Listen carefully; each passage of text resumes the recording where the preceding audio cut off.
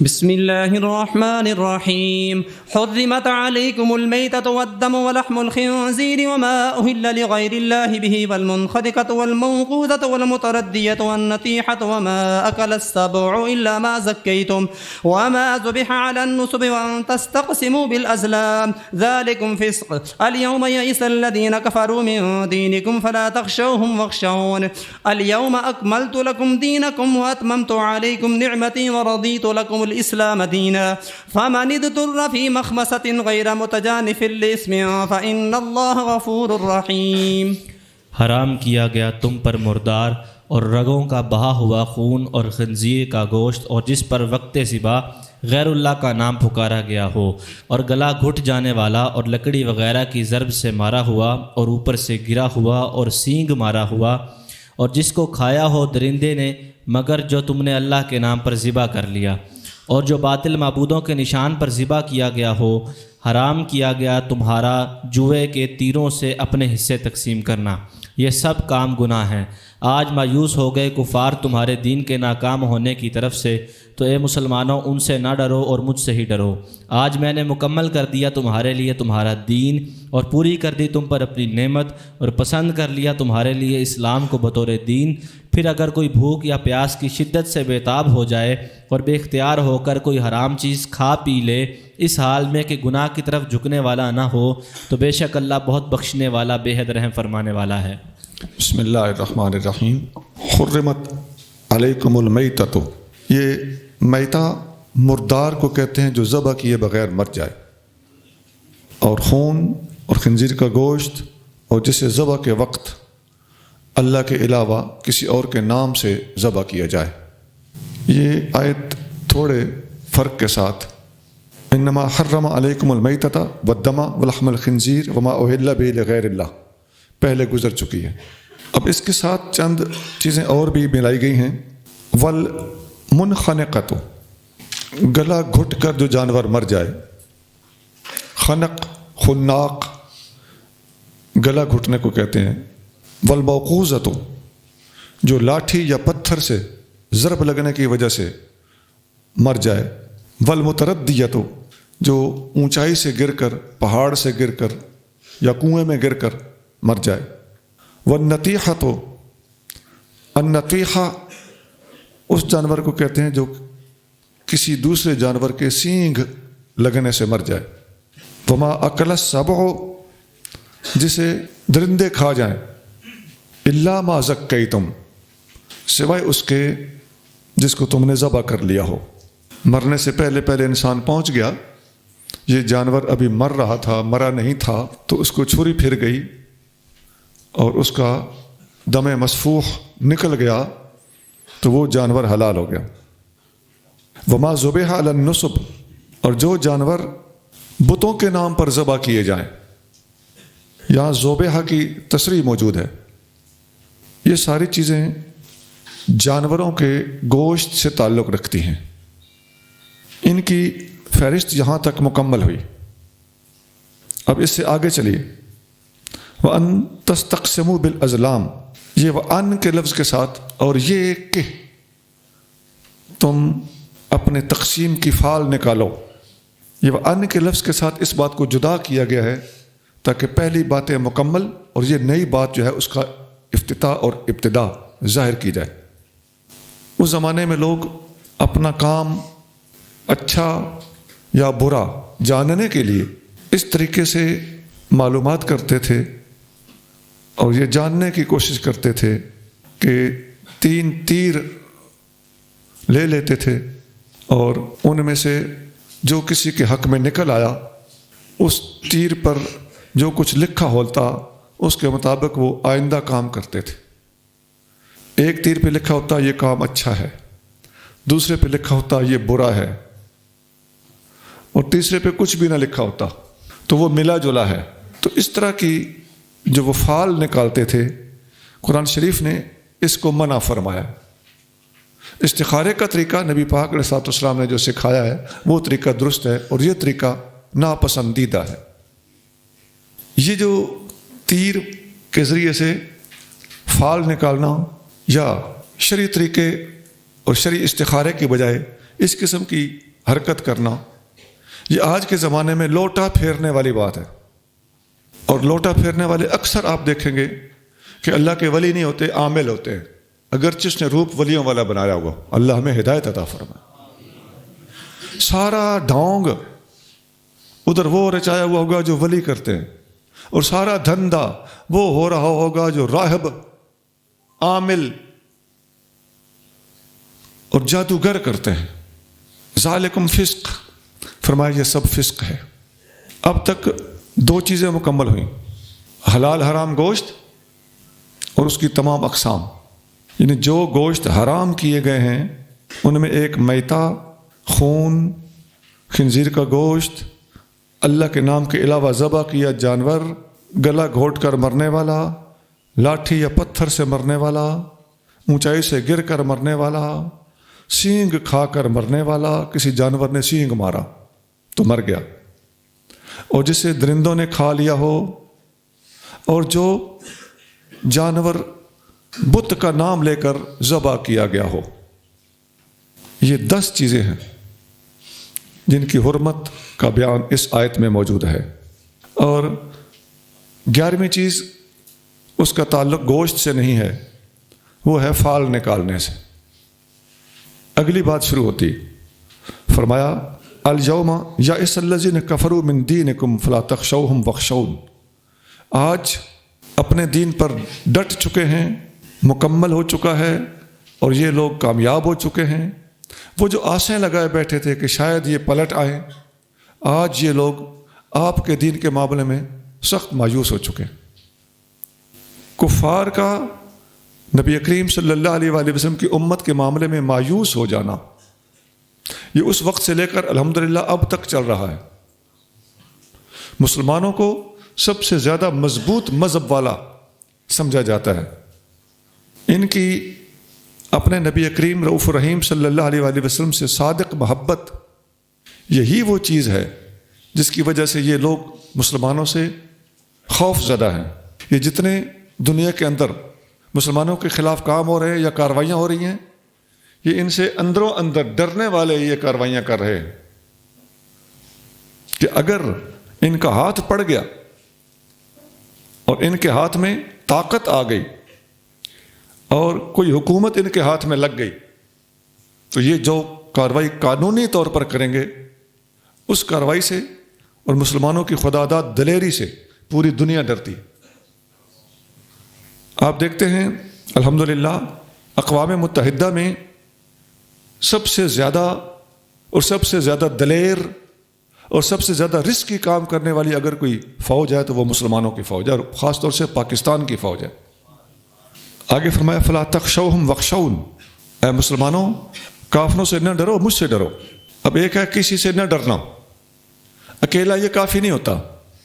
کسی سے نہ ڈرنے کا سب سے بڑا سبب اللہ سے ڈرنا ہوتا ہے. اللہ سے ڈرنے والا کسی اور سے نہیں ڈرتا. آگے فرمایا الیوم اکملت لکم دینکم، آج میں نے تمہارے لیے تمہارا دین مکمل کر دیا ہے. تھوڑا پیچھے چلے نا، وہاں یہی لفظ تھا الیوم یئس الذین کفروا، آج کافر تم سے مایوس ہو چکے. اور تھوڑا آگے فرمایا الیوم اکملت لکم دینکم، آج میں نے تمہارے لیے تمہارا دین مکمل کر دیا ہے. آج کافر مایوس ہو گئے، آج دین مکمل ہو گیا. مقصد کیا ہے؟ اللہ تعالیٰ نے کافروں کو مسلمانوں کے معاملے میں مایوس کرنا تھا، اور مسلمانوں کو کافروں سے اور اللہ کے سوا ہر کسی سے ڈرنے سے منع کر کے اپنے خوف کے اندر رکھنا تھا.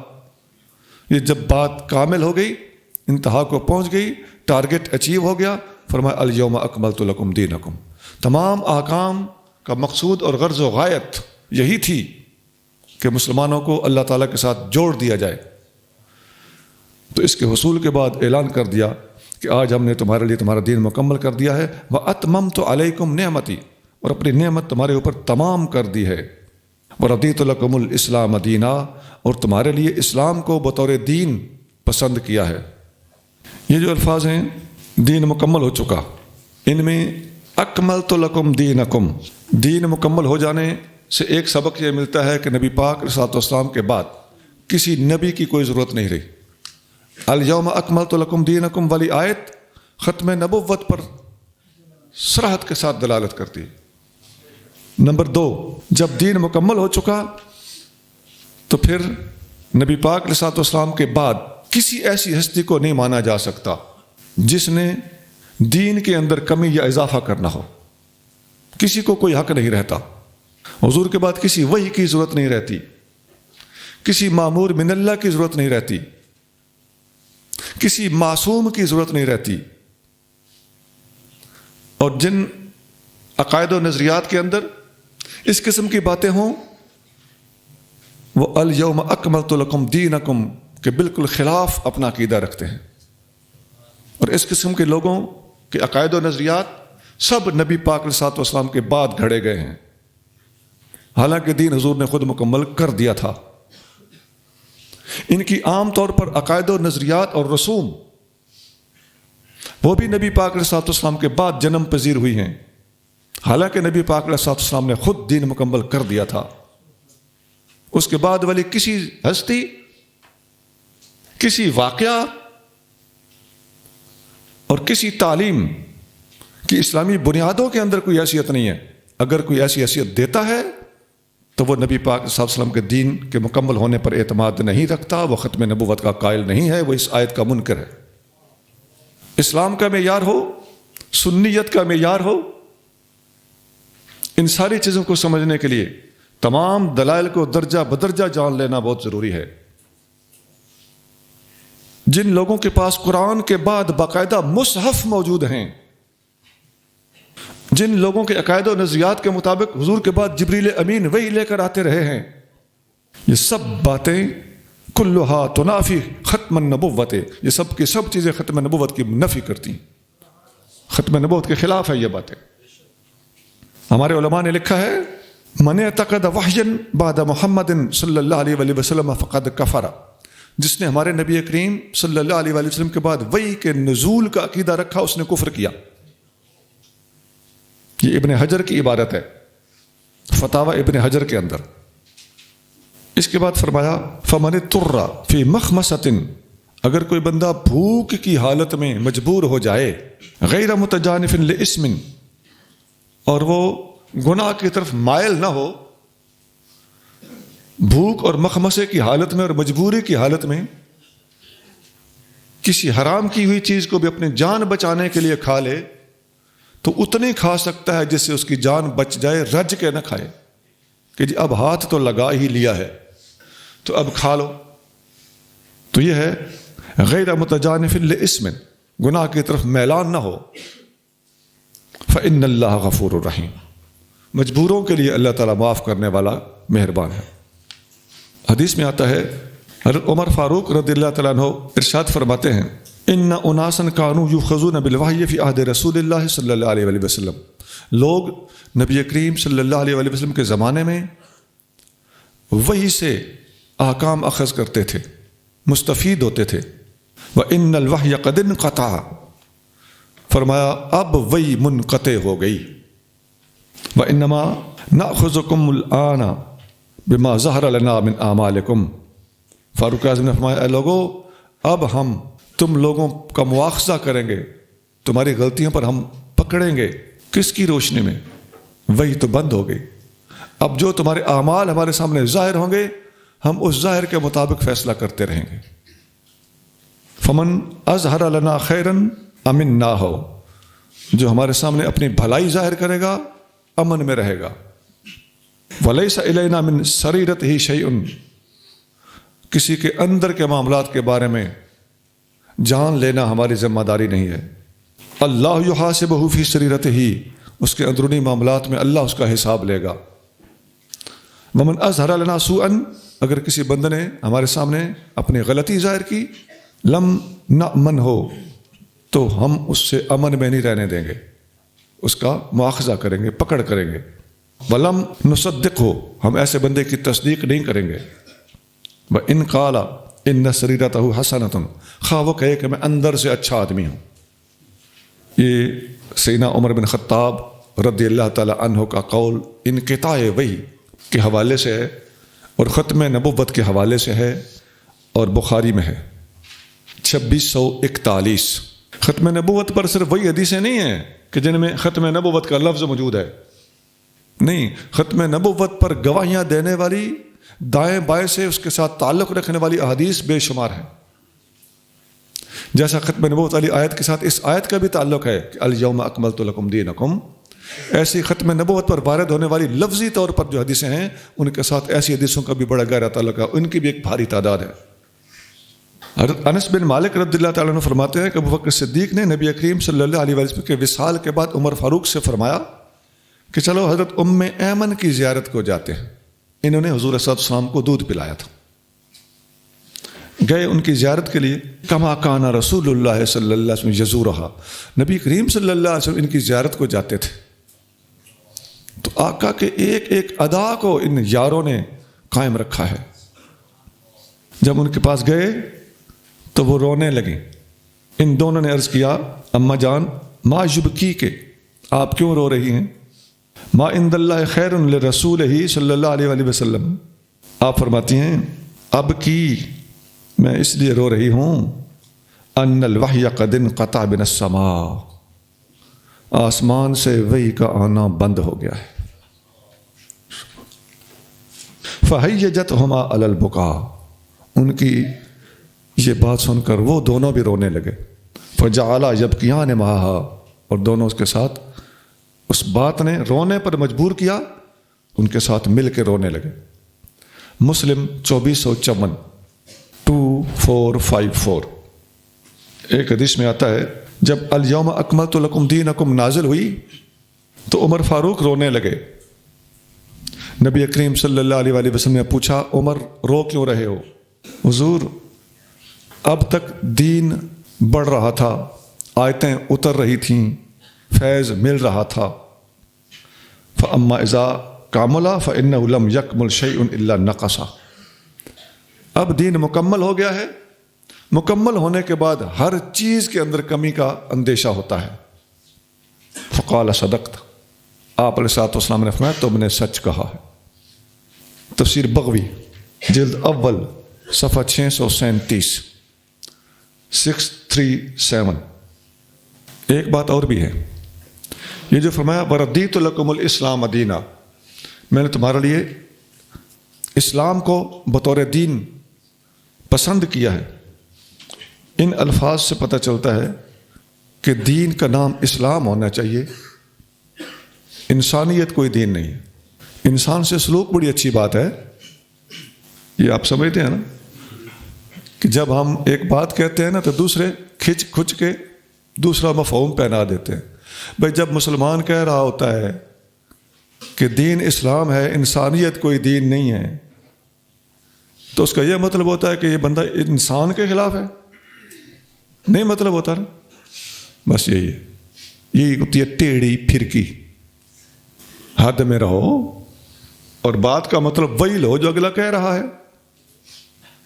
یہاں ایک بات اور ہے جی، دین جب مکمل ہو گیا تو یہ آیت نازل ہوئی تھی اس وقت جب حجۃ الوداع کا موقع تھا. نبی کریم صلی اللہ علیہ وسلم عرفات میں کھڑے تھے، اور میدان عرفات میں اس آیت کا نازل ہونا صحیح بخاری میں ہے 4606. عمر فاروق سے یہودیوں نے کہا اے امیر المومنین، آپ لوگوں کی کتاب میں ایک آیت ایسی ہے کہ اگر یہ ہماری کتاب میں ہوتی تو ہم اس دن عید مناتے. فاروق اعظم نے فرمایا مجھے اچھی طرح یاد ہے حضور میدان عرفات میں کھڑے تھے جب یہ آیت نازل ہوئی. بخاری 4606. اسی طرح ابن عباس رضی اللہ تعالیٰ عنہ سے یہودی نے کہا کہ یہ آیت اگر ہمارے اوپر نازل ہوتی تو ہم اسے عید بناتے. ابن عباس نے فرمایا یہ جس دن نازل ہوئی تھی اس دن 2 عیدیں تھیں، ایک تو جمعہ کا دن تھا اور دوسرے عرفات کا دن تھا. ترمذی 3044 3044. اسی موقع پر نبی کریم صلی اللہ علیہ وسلم نے خطبہ حجۃ الوداع ارشاد فرمایا تھا. یہ دنیا کا مشہور ترین اور اہم ترین اور پسندیدہ ترین خطبہ ہے. اس کی عظمت کا اعتراف غیروں نے بھی کیا ہے. میں پشاور میں ایک پادری صاحب سے ملا، دیر تک گفتگو ہوتی رہی، میں نے ان سے ایک سوال کیا، ہمارے نبی کریم صلی اللہ علیہ وآلہ وسلم کی کوئی بات آپ کو پسند بھی آئی ہے جس سے آپ متاثر ہوئے ہوں؟ اللہ غلط نہ کرائے، پادری صاحب کا نام چارلس تھا۔ چند سیکنڈ کے لیے پادری صاحب خاموش ہو گئے، پھر کہنے لگے، سر اٹھا کے کہنے لگے، خطبہ حجۃ الوداع۔ کہنے لگے میں اس سے متاثر ہوا ہوں۔ عزیزان گرامی، ہمارے محترم بزرگ ہیں حضرت قبلہ پیر کرنل الطاف محمود صاحب ہاشمی، میں نے ان سے کہا کہ میں مصروف ہوں، ذرا نیٹ پہ سرچ کریں۔ میں نے سنا ہے کہ یہ خطبہ حجۃ الوداع اقوام متحدہ کے منشور میں شامل ہے۔ انہوں نے سرچ کر کے مجھے شاید اگلے دن یا کچھ وقفے کے بعد بتایا کہ واقعی ایسا ہی ہے، یہ خطبہ حجۃ الوداع بین الاقوامی سطح پر مقبول ہو چکا ہے۔ یہ خطبہ بہت حدیثوں میں موجود ہے۔ ہم نے اس تفسیر میں تقریباً 24 حدیثیں، اور ایک ایک حدیث بعض اوقات صفحہ 1.5 صفحہ لمبی ہے، وہ ساری کی ساری یکجا کر دی ہیں، اور بعض سکولوں کالجوں کی کتابوں کے اندر بھی یہ خطبہ ملتا ہے، لیکن مکمل خطبہ اگر دیکھنا ہو تو فقیر نے کوشش کی ہے انشاءاللہ تعالی تمام احادیث، اور ان میں سے کوئی حدیث ضعیف نہیں ہے، سب یہاں اکٹھی کر دیں۔ يسألونك ماذا أحل لهم قل أحل لكم الطيبات وما علمتم من الجوارح مكلبين تعلمونهن مما علمكم الله فكلوا مما أمسكنا عليكم واذكروا اسم الله عليه واتقوا الله إن الله سريع الحساب۔ آپ سے پوچھتے ہیں وہ کون سی چیزیں ہیں جو ان کے لیے حلال کی گئی، فرما دیجئے حلال کی گئیں تمہارے لیے پاک چیزیں، اور جو تم نے سدھا لیے شکاری جانوروں میں سے، اس حال میں کہ تم انہیں شکار کا طریقہ سکھانے والے ہو، تم انہیں سکھاتے ہو اس سے جو اللہ نے تمہیں سکھایا، تو کھاؤ اس شکار سے جسے وہ شکاری جانور مار کر تمہارے لیے روک رکھیں، اور شکار پر چھوڑتے وقت اس شکاری جانور پر تم اللہ کا نام لو اور اللہ سے ڈرتے رہو، بے شک اللہ جلد حساب لینے والا ہے۔ پچھلی آیت میں حرام چیزوں کا ذکر تھا، اس آیت میں سوال ہوا کہ حلال چیزوں کے بارے میں بھی ارشاد فرمائیے۔ آپ علیہ الصلوۃ والسلام پر وحی نازل ہوئی کہ قل احل لکم الطیبات، تمام طیب اور طاہر اور پاک چیزیں آپ لوگوں کے لیے حلال ہیں۔ یہ جو الفاظ ہیں نا کہ طیبات حلال ہیں، ان کے اندر بڑی وسعت ہے۔ مفسرین نے لکھا ہے کہ ما تستطیبہ العرب وہذا هو الاصل فی التحلیل، جو عربوں کے ہاں حلال چیز کے طور پر اور پسندیدہ چیز کے طور پر کھائی جا رہی تھیں، مستعمل تھیں، تو وہ ساری کی ساری چیزیں حلال ہیں، اور حلال چیزوں کی فہرست مرتب کرنے کے لیے یہ آیت بنیادی حیثیت رکھتی ہے۔ وما علمتم من الجوارح، اور وہ جو تم نے سکھا لیے ہیں شکاری جانور، مکلبین، انہیں شکار کا طریقہ سکھاتے ہوئے، تعلمونہن مما علمکم اللہ، جو اللہ نے تم لوگوں کو سکھایا ہے، اپنی اس فراست اور دانست اور عقل مندی سے تم ان کتوں کو سکھا لیتے ہو یا پرندوں کو سکھا لیتے ہو جو شکاری ہوتے ہیں۔ فکلوا مما امسکنا علیکم، جو یہ شکاری جانور تمہارے لیے کیا ہوا شکار روک رکھیں، اس میں سے نہ کھائیں، تو اب وہ تمہارے لیے حلال ہے۔ شکاری جانور کو سکھانا اور یہ کنفرم ہو جائے کہ یہ اس میں سے کچھ نہیں کھاتا، اپنے مالک کے لیے وہ جانور پکڑ کے ادھر رکھ دیتا ہے، چھوڑ دیتا ہے کہ آئے تو وہ لے گا، وہ نہیں کھاتا، وہ جانور حلال ہے۔ سکھانے کے دوران جب تک وہ جانور خود شکار کو مار کے کھانا شروع کر دیتا ہے، اس وقت تک اس کا مارا ہوا شکار حلال نہیں سمجھا جائے گا، اور اس کی ویریفیکیشن اور کنفرمیشن اور تسلی ایسے ہوگی کہ جب وہ 3 بار ثابت کر دے کہ اس نے جانور نہیں کھایا، شکار کیا، خواہ مار ڈالا یا زندہ چھوڑ دیا، مالک کے آنے کا انتظار کر رہا ہے یا اس کو پکڑ کے مالک کے پاس لا کے رکھ دیتا ہے. ایسا ہوتا ہے. پہلی بار بھی اس کا پکڑا ہوا جانور نہیں کھایا جائے گا، دوسری بار بھی نہیں کھایا جائے گا. تیسری بار کے بارے میں کچھ علماء کہتے ہیں کہ تیسری بار کا کھا سکتے ہو، بعض کہتے ہیں کہ تیسری بار کا بھی نہیں، چوتھی بار کا کھا سکتے ہو. تو احتیاط اسی میں ہے کہ چوتھی بار کا کھایا جائے. وَاذْكُرُوا اسْمَ اللَّهِ عَلَيْهِ، اور اس پر اللہ کا نام لو. مطلب یہ ہے کہ اگر زندہ جانور تک آپ پہنچ گئے، ابھی اس میں جان تھی، تو اب اس کو ذبح کرنا لازم ہے. اگر آپ کے پاس زندہ جانور پہنچ گیا اور آپ نے یہ سوچ لیا کہ شکاری جانور کا پکڑا ہوا یہ حلال ہی حلال ہے، تو غلط. آپ کے سامنے وہ مرا تو اب وہ حرام ہو گیا، کیونکہ آپ کے پاس اس کو ذبح کرنے کا موقع تھا. وَاتَّقُوا اللَّهَ إِنَّ اللَّهَ سَرِيعُ الْحِسَابِ، اور اللہ سے ڈرو، اللہ جلد حساب لینے والا ہے.